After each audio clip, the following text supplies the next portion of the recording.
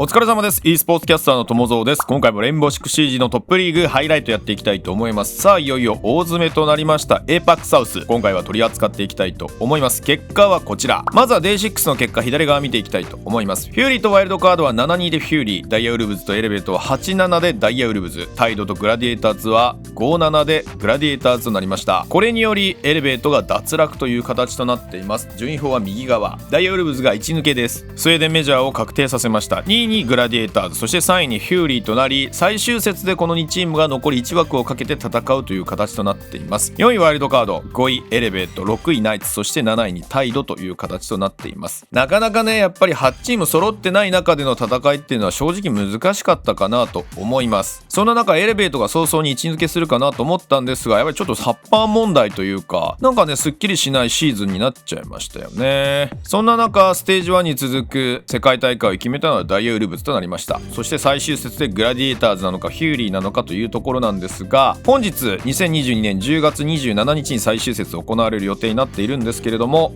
グラディエーターズはちょいちょいお届けしていたかなと思う中で、フューリー今どうなってんのということで、今回はフューリーとワイルドカードのマッチアップをピックアップしたいと思います。銀行で行われた試合はワイルドカードに対して快勝という形になりました。スタッツ後ほど触れますが、まず試合見ていきたいと思います。最近すごく思っているのが、モンターニュを使ったタクティクスっていうのは非常に必須になってるのかなと思います。以前だとセットプレーにモンターニュを使うことが多かったんですが、どちらかというとエリア制圧においてモンターニュを効果的に使うというアプローチを持っていないと世界大会で戦えないのかなと思ってたんですが、ヒューリーそのあたりしっかりと用意していました。モンターニュを使ってしっかりと位置取りを把握、そして I9、ネイピューですね、これ I9 がしっかりとその情報を得てカットする、そんなファーストラウンドを見ていただきましょう。At the moment, it's segmenting themselves on this east side of the map. Tuhan has gone completely undetected so far in this top floor. Meanwhile, Bounce in a tussle in the ground floor, but it's actually Cairo to take out the first pick of the series. Hey, you were mentioning it's a tough call for Fury. Do they go for the roam clear? Do they go for a straight side push and then watch their flanks? It looks like they are now starting to contest this roam. Cairo's already found one, as you said, but they have managed to push back Bounce and further from open area. Like Colas just keeping tabs on the Warden here, but Bounson still resides and he's still keen to do a bit of damage. He does have an opportunity to retreat, but I9 is not going to give him that opportunity. What a double from I9 on the Ash. And the entry for Fury brings them the advantage. And that is so characteristic for I9, isn't it? Especially in this stage where he's really come into his form here on this Fury roster. On the entry, we see him on Ash, we see him on Iana, able to make those explosive early to mid rounds and opening up the round for Fury. Now they can start to get their in onto the site, but really, Dev, there's not a whole lot of time. There's a minute, still 2 Yoko drones on the board. We've got Tuhan up. I'm not sure where he's gone. Has he fallen back onto the site? He's still on him. He's still on the bomb site.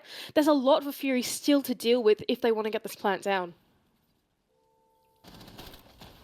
So how much more time will spill out before Fury go for this execute? A breach now enabled. It's like Cola's going to go for a turtle plant. He does seem to be suggesting that. Hachime's got his Twitch drone in, and that plant begins to go down. Is protected so far. OJ attempts to try and deny with some impacts, but that's not going to happen. Suddenly, it's a catastrophe for WildCard as they have to 3 versus 4 retake with that Montaigne still up. And how are they going to be able to get this through this Monty at the doorway? Vinny's going to go for a top floor retake alongside of Tuhan. Able to take down Hajime. Now man count has been evened out. OJ left alone on the site, but it's really on the onus of Tuhan and Vinny to get control of this ground floor. I9 has revealed his position. Big opportunity for Tuhan now, but he's taken down. And the timer ticks away. OJ feeling hopeless. Vinny, he's helpless. 1v3 not going to happen. Even if he could get onto the diffuser now, there would not be enough time to win the round. And a great reply from Fury after a strong opening from WildCard. Fury start this map strong. そしてセカンドラウンド、ここでも I9 が大暴れ、爆発的なキルで相手をなぎ倒していく。もうここは I9 の強さを見ていただければと思います。Have the facility to retreat. I believe that hatch in Janitor is open for Cairo to retreat back. But the thing, yeah, indeed, thank you, Sky. Thing is, on the attacking side, Fury are really just prodding the bomb side, threatening Wildcard that they may just start sending it in. What can Fury do here? They have the hard reach of Lycolis, but actually going to send it straight in depth. Dark immediately entering his way into that kitchen. I9 to follow it up onto OJ. Well, Vinny's found a double now, fortunately for him, but at least for Fury, they've taken down that dangerous Echo player, and the Yokai's inactive along with it. Fury also have some site control with all three players now in staff room. Cairo on for a flank. You can see this information here for Wildcard, and he goes for a vertical line, an opportunity to try and put some pressure on through the floor. His position revealed, though. He goes to take the fight with the SMG-11, but he's taken down. Tuhan and Vincia now. Vinny just prone, hiding in the back of open area, but that diffuser is on the ground too. He can't be finishing him off, and he is taken out. It's all on Vinny now, and I know exactly where he is. Fury go back to back. そしてラウンド3、ここでワイルドカードゲーミング粘ります。地下の防衛において、サーバールームにおいてワマイを置いて守りきるんですけれども、このね、高い防衛ラインでよく耐えたなというところです。ヒューリーもモンターニを持ってきて、あの手この手で崩そうとするんですけれども、ここはカバーラインと、そして展開型シールド裏に潜んでいたキロの粘り強い防衛がラウンド取得につながりました。踏ん張るワイルドカードゲーミングの防衛を見ていただければと思います。That ground floor. There is still a little bit of a roam coming out from Wildcard. We've got OJ contesting that top blue stairs. I9 is going to have to be careful sending out a grenade. A couple more my charges protecting him, and that shotgun is going to be deadly to fight. Or it's not, because I9 can just sink a nade like that. Beautiful stuff from Fury. Once again, I9 with a perfect entry. He's going 6-0 right now. Finally gets taken down. But there is a refrag there from Dark, so all's well that ends well for Fury. And Cairo is now trapped behind the server rack. A Montaigne and two players on the stairs to pressure him. Vinny trying to support, but it feels like a fruitless task as Cairo is feeling that pressure. Vinny takes a bit of damage, and I mean, he can't afford to over-aggress here. Cairo's a dead man. Fury have been able to do some pretty crazy things into this early and mid-round, Dev. I'm so impressed by the way that they've been able to read into these wildcard strats and cut them down like this, segment them out. They're just doing so well. Like Hollis, still putting the pressure on Cairo, completely cut off by not only the hatch, but the door as well. There is no way he can fall off from the server stack. He has to just do as much damage as possible in the meanwhile. There's no smoke on the board. OJ's been taken out, which means Wildcard can't stall out this push. Can he take down the Monty? He can! That's the diffuser along with it! He goes for the double! Cairo's been worth his weight in gold in the server! And now it's a 2v2 as Hajime backstabs to try and salvage the round for Fury, but Tuhan can finish it off, and Wildcard find their first round on the board. I can't believe that's how that round ended.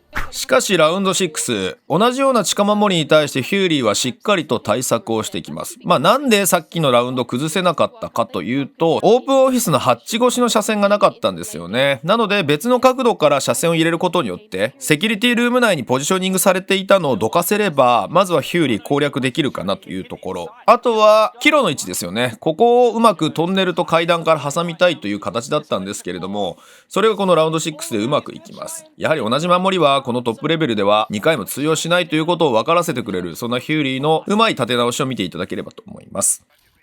Well, look at how good this wildcard read is. They've really read into the fact that Fury are still looking for these minimalist takes, only working their way down server. Oh no, BJ Man is actually able to take down Bounce, and that electric claw in that hatch must have gone down to a touch round or something like that earlier, and Fury is starting to make their way into server. That hatch is still closed for server. Cairo, if he could make his way out, maybe one of his teammates crosses over, it's still possible to play this power position, and really, there's only a minute left to go for Fury.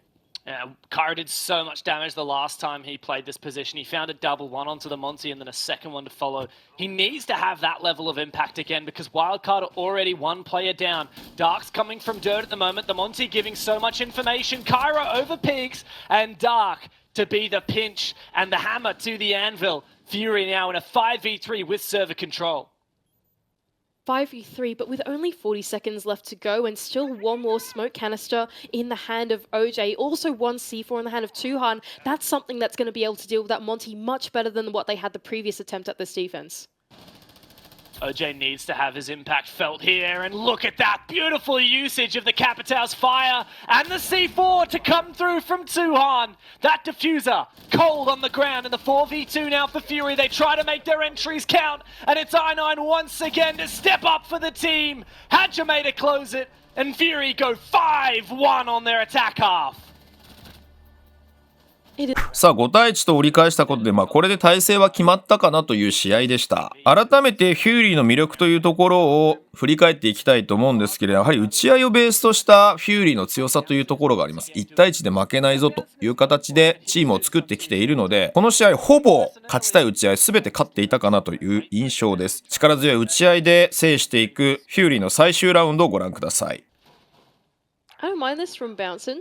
I like that he's trying to get this map control, anticipating that there may be some Fury plays he's going to be able to catch off guard. He's just made his way through the entire basement all by himself, now up the main stairs, and there is indeed a Fury play that he's going to catch off guard inside of elevator, trying to take that momentum into the bomb side. Is unable to find anyone, but there we go, wildcard with the man count once again. A big player to take down too, I9. The one who's been ruthless so far. A lot less afraid now that you know that the rest of the team has, 12, 20 kills between them, whereas I9's got 14, all on his own some. Bouncin looking to potentially enable another cheeky play. I like that Fury has gone and barricade a lot of these doors, but Bouncin's the perfect operator for it, isn't he? The sledge takes him down in one easy hit. These castle barricades are giving a lot of real estate to wildcard at the bottom of these square stairs. Blocking off that double door is allowing the hard breach to get into this bottom square, right? Bouncin is here to cover. He's actually going to open up this castle barricade as well to make sure that there's no one in tellers that will be able to contest them. There is still someone in the form of Castle. Dark is trying to look for the peek onto Bouncin. A grenade goes out, wrong timing, and Dark is able to take down Bouncin. Maybe getting too ambitious with this entry. Oh no, he's able to take down another, but thankfully Cairo is there for the trade. Yeah, this has been real rough for wildcard. Even though they started strong, they've lost 3 players and only found 1 in return. Thankfully, Cairo was able to trade that player in archives, but you just look at the rest of the Fury guys. They're all on site. All of them just playing an easy crossfire with each other. And for wildcard, I mean, yes, they could in theory get a breach on, but there's so many things that Fury still have going for them that wildcard just can't boast for themselves, and most namely of which it's an extra player up. Well, I think it's just a bit late to get a breach on, right? When they had to get a breach on was when those castle barricades were closed and when they weren't being contested. Like, Hollis can even get the read on someone playing inside of that melee hole. See, there we go. OJ now only just starting to get this open, knowing there was no one in tellers, but really, that could have gone down many, many seconds ago when it was much safer to do so. Now he's in a 1 versus 3. There's going to be no chance in hell that he's able to get this one. Yeah, well, looks like Fury are going to lock it in with a bing-chilling 7-2. Easy game through and through for Fury. And they take a dominant win over wildcard. Resting assured, Thailand has still got it. さあというわけでいかがだったでしょうか。正直ね2対7と大差がついたのでちょっとねワイルドカードの取り上げるところがほぼなかったというのが正直なところです。ただ見ていただきたいところはワイルドカードねファーストブラッド結構取れてるんですよ。9ラウンド行ったうちの5ラウンド取れているので半分以上ファーストブラッド取れてるんですよね。にもかかわらずフューリーに押し切られたというのはやはりね守るべきところをしっかり守ってるんですがそこの 1v1 に抜かれてしまったりっていうところが散見されたんですよね。そのあたりは打ち合いが強いというベースの部分もあるんですけれどもフューリーね情報を取るの非常にうまかったですよね。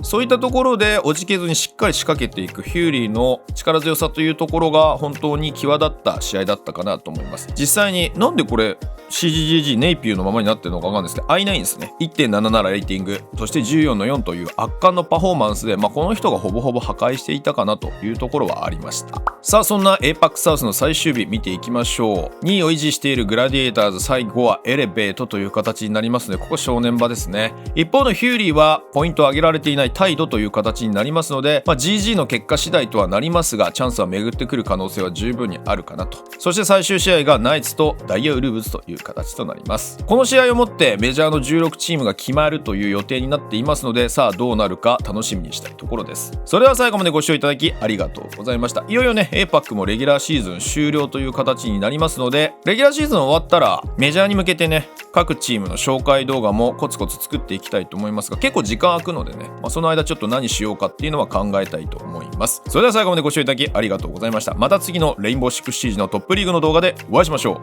う。ではでは。